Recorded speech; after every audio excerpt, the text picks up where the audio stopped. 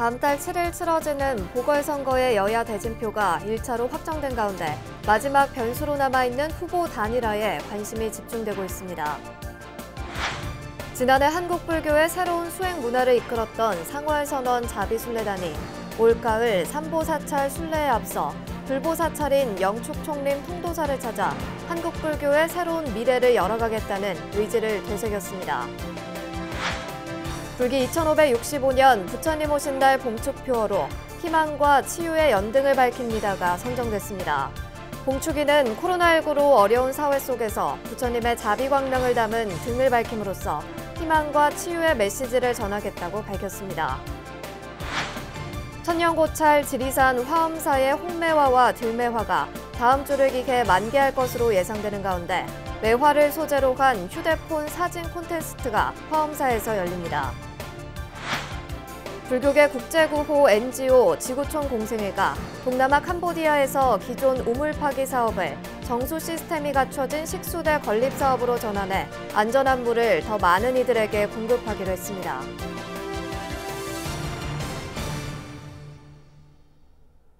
여러분 안녕하십니까? 3월 6일 토요일 BBS 뉴스입니다. 다음 달 7일 치러지는 보궐선거의 여야 대진표가 1차로 확정된 가운데 마지막 변수로 남아있는 후보 단일화에 관심이 집중되고 있습니다. 더불어민주당의 박영선 서울시장 후보는 법률권 단일화 작업에 나섰고 오세훈, 안철수 후보 간의 야권 단일화 여부는 이번 선거의 최대 변수로 떠오르고 있습니다. 첫 소식 황민호 기자의 보도입니다. 서울시장 재보궐선거를 한 달 앞두고 여야 모두 본격적인 단일화 국면으로 접어들었습니다. 더불어민주당 박영선 후보는 시대전환 조정훈 후보와 단일화 작업이 순항 중입니다. 열린민주당과는 김진애 후보가 의원직 사퇴를 선언하며 배수진까지 쳤지만 여권 후보 대세론에 붙여 힘을 발휘하지 못하고 있습니다. 천만 서울 시민의 목소리를 경청하는 그런 시장이 되겠습니다. 즐거운 도시가 성공합니다. 서울시 대전환 합니다. 국민의힘 오세훈 후보는 야권이 분열된 상태의 선거는 패배를 자초하는 길이라며 반드시 단일화를 이루겠다고 공언했습니다. 특히 임기를 마치지 못한 전 시장으로서 시민들의 용서를 받을 수 있는 날을 준비해왔다며 어깨가 매우 무겁다고 말했습니다. 어떤 일이 있어도 야권 분열 상태에서 선거를 치르지 않겠다는 저의 굳은 의지를 밝히는 또 다른 형태의 기존의 정치문법과는 맞지 않는 나름의 결단이었습니다. 제3지대 후보로 선출된 국민의당 안철수 후보는 오세훈 후보와의 2차 단일화를 앞두고 100% 여론조사 방식이 상식적이라는 입장입니다. 그러면서 국민의힘 김근식 비전전략실장이 후보 등록일인 18일과 19일까지 최대한 시간을 차분하게 활용하자는 취지의 공감을 표했습니다. 최종 후보가 돼도 과정에서의 문제로 본선에서 진다면 무슨 소용이 있겠습니까? 서민 대중의 극심한 고통을 반드시 끝내겠습니다. 서울시장 보궐선거는 더불어민주당 박영선 후보와 국민의힘 오세훈 후보, 국민의당 안철수 후보 간의 3자 대결로 윤곽이 짜였고 향후 오 후보와 안 후보 간의 단일화가 핵심 변수로 작용할 전망입니다. 국회에서 BBS 뉴스 황민호입니다. 정세균 국무총리가 3월 임시국회 시정연설에서 4차 재난지원금 지급을 위한 추가 경정 예산안의 신속한 처리를 당부했습니다. 정세균 총리는 국회 본회의 시정연설을 통해 이제는 K방역에 더해 K회복의 모델을 만들어야 한다면서 이같이 말했습니다. 이번 추경안은 절박한 피해 계층의 고통을 덜어주기 위한 민생치료제입니다. 우리 사회의 양극화 심화를 예방하기 위한 민생 백신입니다. 추경안 규모는 19조 5천억 원으로 국회는 다음 주부터 상임위별 예비심사를 열고 본격적인 예산심사에 돌입할 계획입니다. 일본군 위안부 피해자인 이용수 할머니가 국회를 찾아 일본의 역사 왜곡을 규탄하는 결의안 채택을 요청하고 위안부 문제를 국제사법재판소에 회부해야 한다는 입장을 밝혔습니다. 이 할머니는 어제 오후 국회에서 기자회견을 열고 할머니들이 몇 분 안 남았다며 국회 차원에 규탄 결의안 2건을 채택해달라고 요청했습니다. 이제는 대표님뿐 아니라 국회의원 모두 한 분 한 분이 다 참여해주면 아마 벌써 해결됐을 겁니다. 이 할머니가 채택을 요청한 결의안은 더불어민주당 전용기 의원이 발의할 예정인 일본군 위안부 관련 사실을 왜곡하는 역사 수정주의 규탄 결의안과 우리 법원의 위안부 법적 책임 인정 판결 환영과 조속한 피해자 중심 해결 촉구 결의안입니다. 이 할머니는 일본이 위안부를 만든 죄를 알아야 하니까 국제사법재판소에서 실토하고 사죄하라는 것이라며 사죄하면 저는 용서해 줄 수 있다고도 덧붙였습니다. 지난해 한국불교의 새로운 수행 문화를 이끌었던 상월선언 자비순례단이 올해도 사부대중과 함께하는 걷기 순례를 준비하고 있는데요. 순례단은 불법승을 상징하는 삼보사찰 순례에 앞서 불보사찰인 영축총림 통도사를 찾아 한국불교의 새로운 미래를 열어나가겠다는 의지를 되새겼습니다. 울산 BBS 박상규 기자입니다. 지난해 동안거 천막 결사에 이은 500km 걷기 순례로 수행 문화의 새로운 지평을 연 상월선언 자비순례단. 올해는 불법승 삼보사찰 순례로 결사 정신을 이어나가기로 했습니다.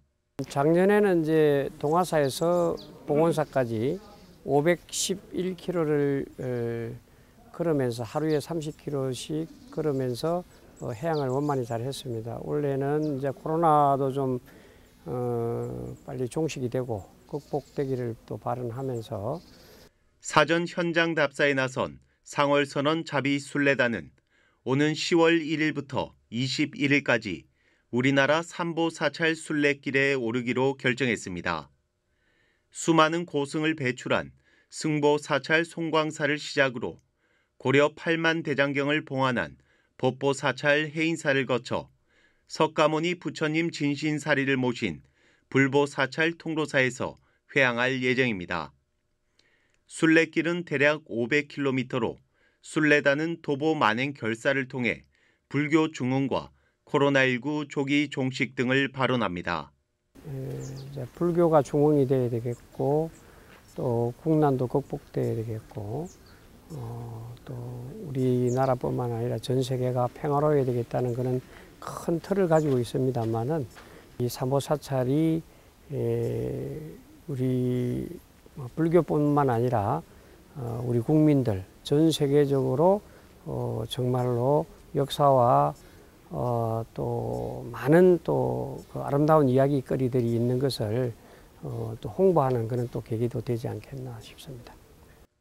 상월선언 자비순례단은 오는 10월 삼보사찰 순례에 만전을 기하는 한편 코로나19 종식 이후 인도 부처님 8대 성지를 따라 걷는 등 만행 결사를 이어나갈 계획입니다. 영축총림 통도사에서 BBS 뉴스 박상규입니다. 불기 2565년 부처님 오신 날 봉축표어로 희망과 치유의 연등을 밝힙니다가 선정됐습니다.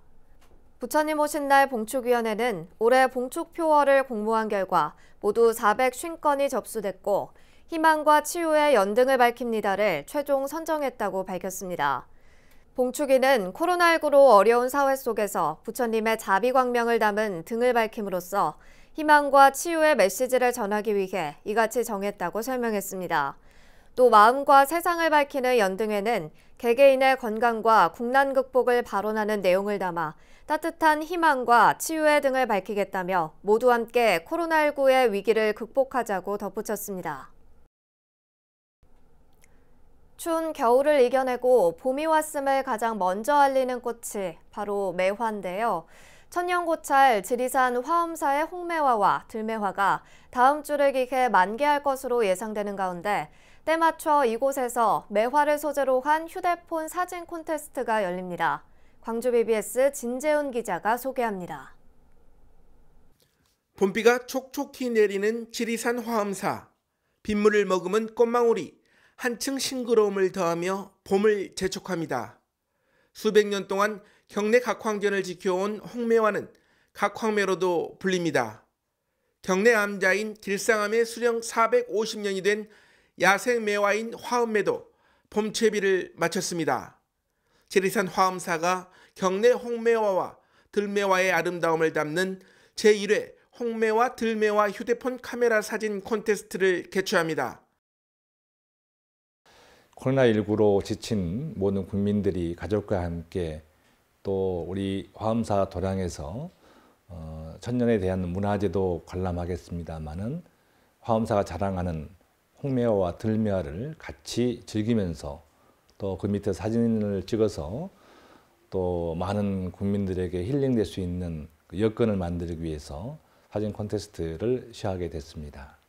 매화와 가족, 코로나 예방과 퇴치, 생명, 화합을 주제로 열리는 이번 콘테스트는 오는 16일부터 27일까지 열립니다. 각황전 옆에 있는 우리 홍매화는 흑매화라 할 정도로 색깔이 짙고 또 300년 이상에 된 수종으로서 정말 많은 분들이 사랑을 받고 있는 화엄사를 대표하는 매화로 할 수 있습니다. 길상암에 있는 들매화는 야생 매화로서 천연 보수이기도 하고요. 또 많은 국민들이 야생으로서 오래된 천연 매화나무로서 사랑을 받고 있습니다. 참가자들은 4명씩 조를 편성해 제한된 시간 30분 안에 촬영한 사진을 화엄사 홈페이지에 올리면 되고 당선작은 심사를 통해 다음 달 1일 화엄사 홈페이지와 BBS 불교방송 아침 저널을 통해 발표됩니다. 참가비는 무료로 1인당 2작품까지 출품할 수 있으며 작품을 제출한 선착순 100명에게는 소정의 상품권이 제공됩니다. 1등인 화엄대상 수상자에게는 500만 원 상당의 부상이 주어지는 등 참가자에게는 푸짐한 상품도 수여됩니다. BBS 뉴스 진재훈입니다. 조계종 포교원 포교연구실 사무국장 현주 스님은 종단 최초로 발간된 불교 성전의 보급 활성화를 위해 무엇보다 미디어 포교가 중요하다고 강조했습니다.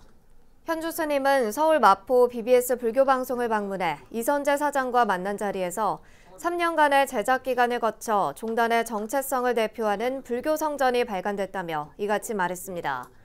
이어 불교 성전은 최대한 이해하기 쉬운 내용으로 만들자는 기조를 가지고 집필됐다며 포교원은 앞으로도 다양한 의견 수렴을 통해 더 좋은 방향으로 개선해 나갈 계획이라고 덧붙였습니다. 현주 스님은 이어 장수연 아나운서가 진행하는 BBS 초대석에 출연했고 현주 스님이 출연한 BBS 초대석은 내일 오전 7시에 BBS 라디오로 방송되며 11일 낮 12시 30분과 12일 저녁 6시 30분에는 TV로 각각 방송됩니다. 조계종 포교원이 펴낸 우리말 불교 교리서이자 불자들의 수행 지침서인 종단본 불교 성전을 전국의 불자들에게 보급하는 캠페인이 펼쳐집니다. 조계종 중앙신도회는 전법회관에서 비대면 중앙운영위원회를 열고 다음 달부터 연말까지 불교성전 보급 캠페인을 진행해 1불자 1불교성전 보급에 나서기로 했습니다. 중앙신도회는 불교성전을 활용한 독송과 사경, 감상공모전, 인증사진전 등도 추진할 계획입니다.